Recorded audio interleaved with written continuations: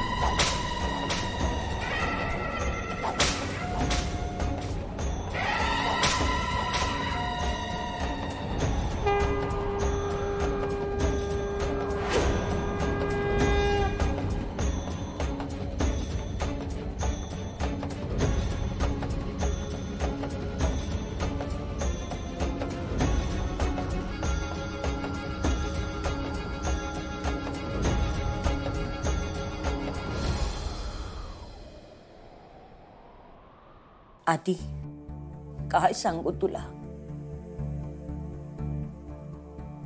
काय आमची अवस्था झाली होती।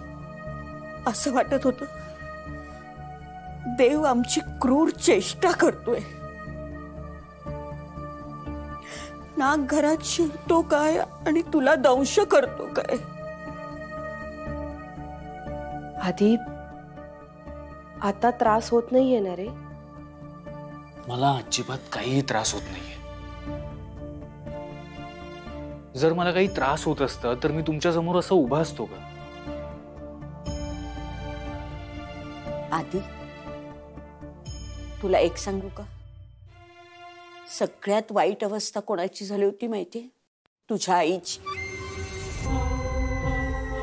रुपालीने देव अक्षरशः पाण्यात ठेवले, त्रिनयना देवीची प्रार्थना केली। त्याचं फळ हे आहे की तू वाचलास। त्यातल्या त्यात एक चांगली गोष्ट घडली की आता घाबरून जाण्याची गरज नाहीये। म्हणजे आपल्याला कळलं तरी की तो नाग विषारी नव्हता। नाही नाही, तसं काही नाहीये। तो नाग विषारीच आहे। असं कसं?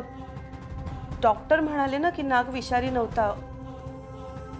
नेत्रा असंच म्हणाले ना डॉक्टर? म्हणजे आता घाबरून जाण्याची गरज नाहीये ना?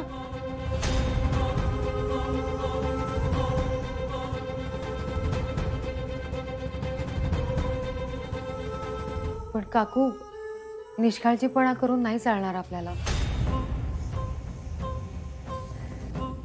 आपण सावधच राहायला हवं। हो, पण त्या नागापासून आपल्याला धोका नाहीये, हे खरं आहे ना? हे बघा, नाग विषारी असो नाहीतर बिनविषारी, आपल्याला काळजी घ्यायलाच हवी। झी5 ॲप डाउनलोड करा आणि पहा सर्व एपिसोड्स एकदम फ्री।